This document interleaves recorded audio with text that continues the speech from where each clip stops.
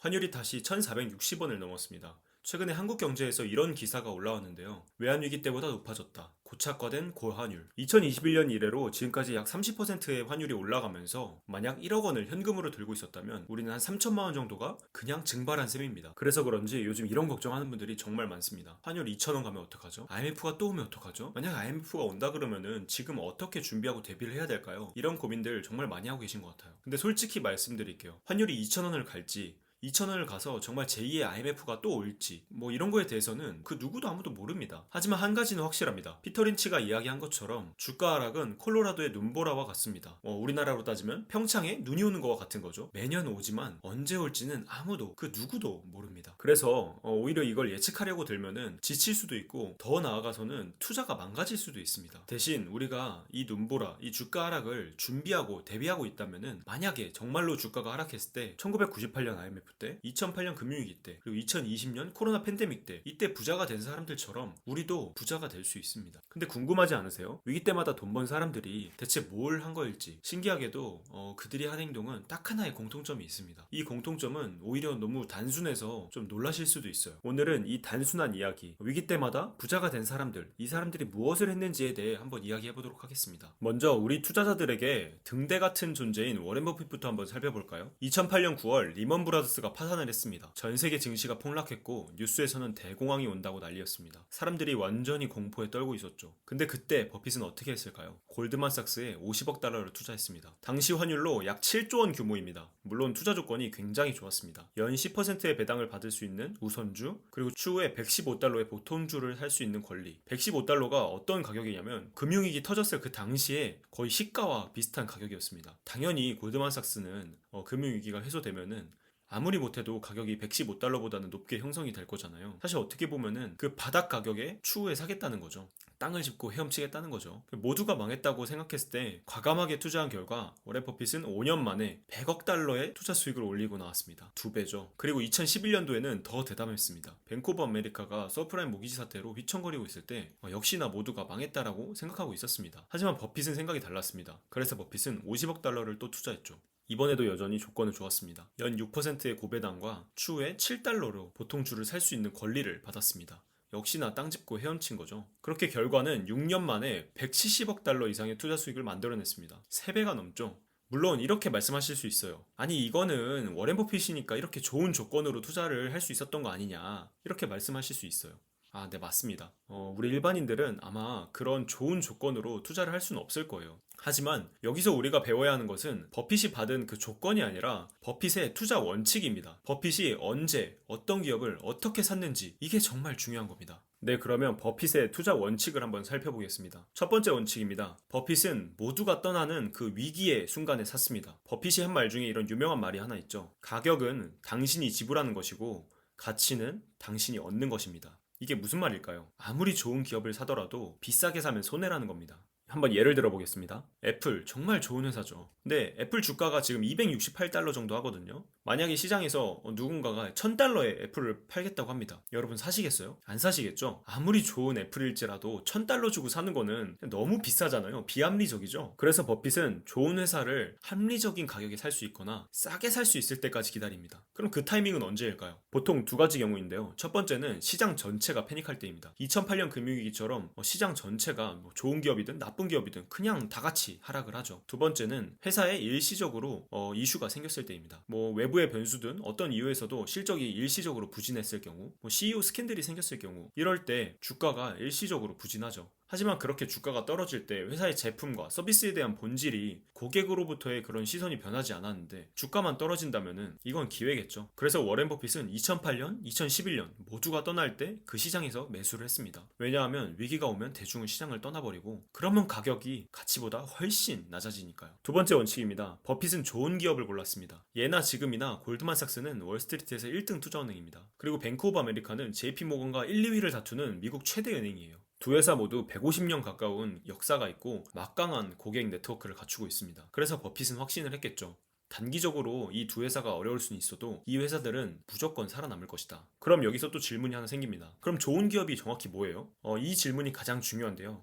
좋은 기업에 대해서는 제가 영상 마지막 부분에 좀 더 자세히 다뤄보도록 하겠습니다. 세 번째 원칙입니다. 버핏은 확신을 갖고 크게 베팅했습니다. 버핏이 2008년에 골드만삭스를 살 수 있었던 이유는 그냥 용기가 있어서 무모해서 이런 거 아닙니다. 버핏은 1999년부터 무디스 같은 신용평가사들을 계속해서 투자해왔고 그 이전부터 가이코 같은 보험회사들을 수십 년간 투자해왔습니다. 그래서 버핏은 금융산업의 작동 원리와 리스크에 대해서 그 누구보다 깊이 이해하고 있었을 거예요. 이런 이해들을 바탕으로 골드만삭스, 뱅크 오브 아메리카 이런 회사들은 절대 망하지 않는다. 그리고 단기적으로는 어려울지라도 살아남으면 더 강력한 경쟁력을 가질 것이라는 이런 확신이 있었기 때문에 모두가 도망가던 그 시기에 50억 달러씩 과감히 척척 투자할 수 있었던 것이죠. 자, 버핏의 투자 원칙을 다시 한번 정리해 볼게요.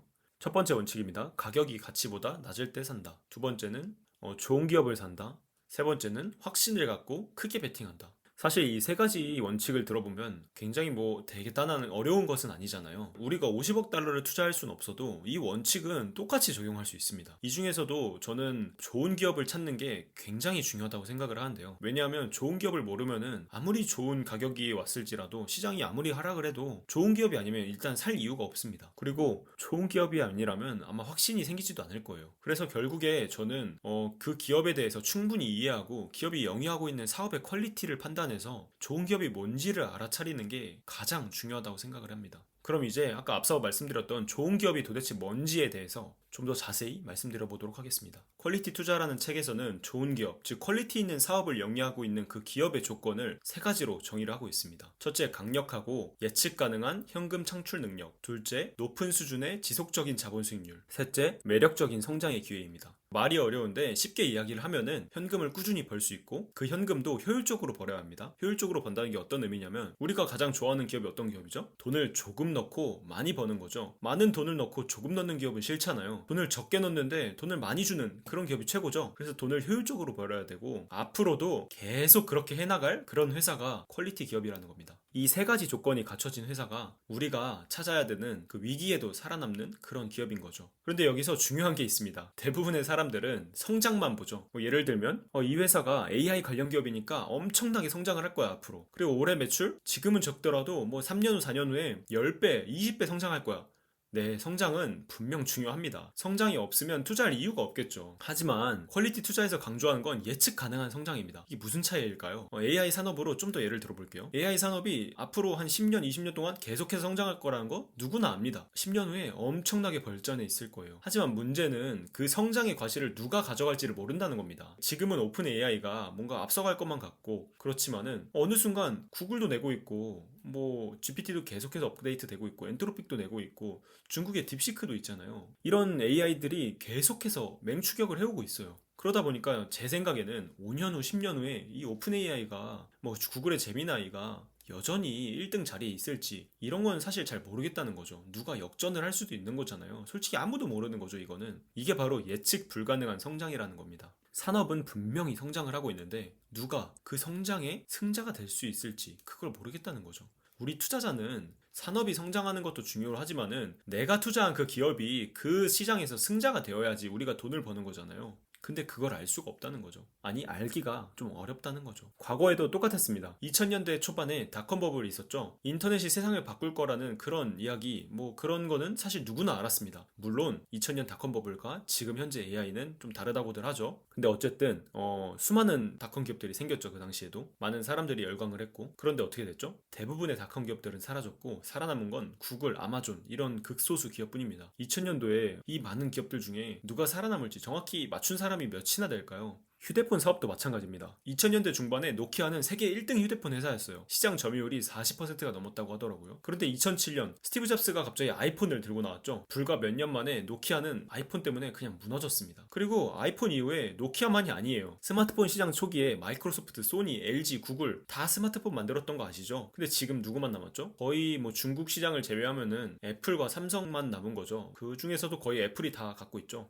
이렇게 산업은 성장을 했지만 승자가 바뀌었다 는 겁니다. 산업 성장 굉장히 중요합니다. 하지만 예측이 되게 어렵다는 거죠. 결국 투자라는 게 우리가 미래를 대하는 건데 예측이 어렵다는 거죠. 이게 바로 퀄리티 투자에서 말하는 격변하는 성장 산업을 극도로 조심을 해야 된다는 그 이유입니다. 성장이 나쁜 게 아니라 예측 불가능한 그 성장이 문제라는 거죠. 그래서 퀄리티 투자에서는 계속해서 예측 가능한 성장을 찾아야 된다고 말을 하고 있어요. 네, 그럼 다시 한번 중간 정리해 볼게요. 퀄리티 기업의 세 가지 조건입니다. 첫 번째, 강력하고 예측 가능한 현금 창출 능력을 가져야 된다. 두 번째, 높은 수준의 지속적인 자본 수익률, ROE를 뜻하죠. 세 번째, 매력적인 성장의 기회가 있어야 된다. 쉽게 말하면 현금을 꾸준히 벌어들이고 그 현금도 효율적으로 적은 돈을 넣고 많은 돈을 벌어오는 기업, 그리고 그 기업이 앞으로도 계속해서 그럴 기업, 이런 사업을 찾아야 된다는 거죠. 그럼 여기서 또 질문이 생기겠죠? 그럼 그런 회사가 진짜 있기는 해? 네, 있습니다. 아마 여기까지 이 영상을 시청해주신 분들께서는 진짜 주식 투자를 좀 제대로 해보고 싶다, 이런 생각을 갖고 계신 분들이 좀 계실 거예요.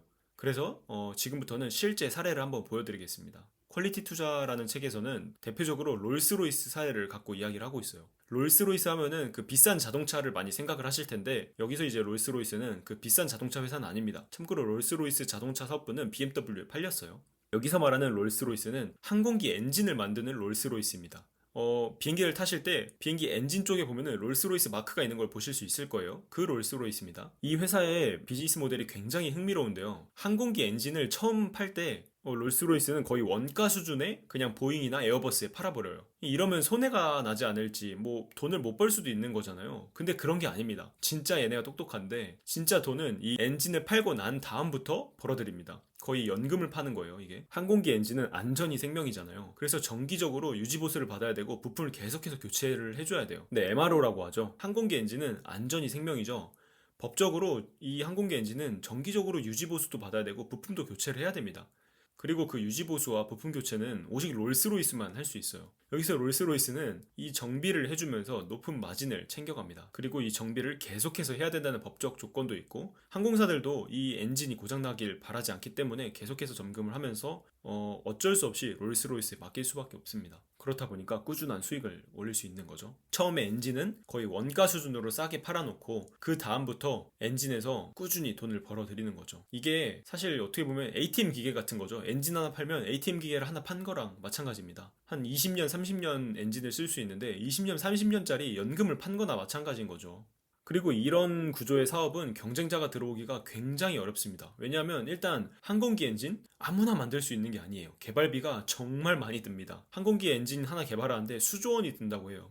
두 번째는 처음에는 싸게 팔아야 되니까 결국 원가에 그냥 팔면은 회사가 남는 게 없잖아요. 그러면은 그 남는 거 없는 그 기간을 버틸 힘이 있어야 되는데 그 자금력이잖아요. 웬만한 회사는 이걸 버틸 수가 없습니다. 세 번째, 설령 이 엔진을 다른 회사들이 만들지라도 에어버스와 보잉이 안 써요. 그냥 법적으로 국제항공기구에서 안전 기준을 충족한 거를 써야 되는데 충족했을지라도 에어버스나 보잉이 기존에 레퍼런스도 없는 그런 엔진을 굳이 써서 본인들을 리스크에 노출할 필요가 없겠죠. 비행기가 추락하면은 완전히 얘들은 끝장나는 거잖아요. 그래서 롤스로이스가 속한 이 비행기 엔진 사업은 굉장히 경쟁자가 들어오기가 어렵습니다. 이렇게 진입장벽이 높다 보니까 전 세계에 항공기 엔진 회사가 대표적으로는 3개밖에 없습니다. 롤스로이스, GE, 프렛앤휘트니, 이게 끝입니다. 물론 롤스로이스도 성장을 합니다. 항공기 수요가 늘면 엔진 수요도 늘 테고, 그럼 유지보수할 엔진 개수도 많아지겠죠. 이 말은 즉슨 20년, 30년간 연금을 받아줄 ATM 기계 개수가 늘어나는 거죠.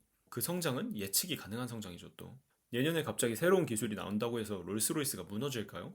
가능성은 거의 제로에 가깝습니다. 일단 항공기 엔진은 수십 년간 검증이 필요한 분야거든요. AI처럼 1년 만에 판도가 바뀌는 그런 사업이 아닙니다. 뭐 사실 AI는 1년도 아니죠. 뭐 몇 개월, 몇 주 만에 GPT가 뭐 제미나이가 갑자기 어느 날 우리 쪽이 더 성능이 좋아 라고 발표를 하면서 계속해서 바뀌고 있죠. 자, 한번 다시 볼게요. 롤스로이스는 퀄리티 기업의 3가지 조건을 모두 갖추고 있어요. 예측 가능한 현금 창출 능력. 엔진 하나 팔면 30년간 유지보수 수익이 그냥 나오는 거죠. 이건 연금 복권 사는 거랑 똑같은 거예요. 그리고 예측 가능한 성장. 항공기 수요가 늘어나면 엔진 수요도 증가한다. 이 말은 즉슨 연금 복권 개수가 늘어난다. 롤스로이스의 수익이 늘어나는 그 궤도가 눈에 훤히 보이죠. 이런 회사가 바로 워렌 버핏이 찾는 그런 퀄리티 있는 기업입니다. 그럼 이제 마지막으로 우리가 진짜로 실질적으로 해야 되는 게 뭔지를 말씀드리면서 이 영상을 마무리 지어 볼게요. 우리가 해야 되는 일은 퀄리티 기업의 댐을 만들어야 되는 겁니다. 주가 하락은 피터 린치의 말처럼 평창에 눈 오는 거와 같이 매년 오지만 언제 올지는 아무도 모릅니다. 근데 우리가 해야 되는 거는 그냥 준비하고 대비하는 겁니다. 그 준비와 대비를 퀄리티 기업의 댐을 만들면서 대비를 하자는 겁니다. 그럼 퀄리티 기업의 댐이 뭐냐? 아까 말씀드렸던 그 퀄리티 기업의 기준에 맞는 정말 사업의 퀄리티를 갖고 있는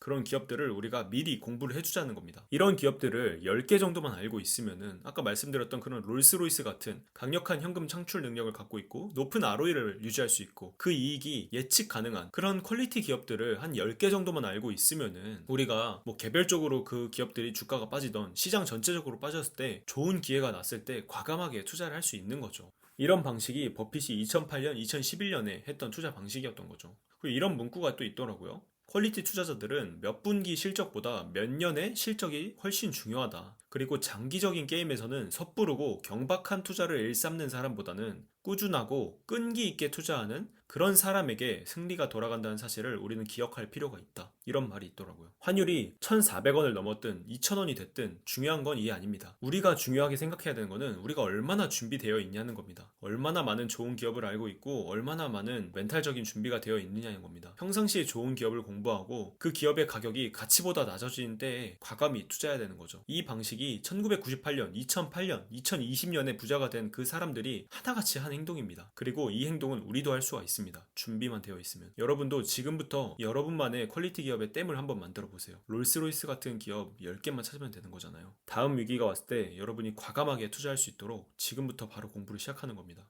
이게 바로 진짜 투자자의 자세인 거죠. 공부는 평소에 하고 매수는 가격이 빠질 때 한다. 오늘 영상이 도움이 되셨다면 좋아요와 구독 부탁드립니다. 여러분이 시장의 노이즈를 제거하고 투자 본질에 집중하는 그런 투자자가 되길 바랍니다.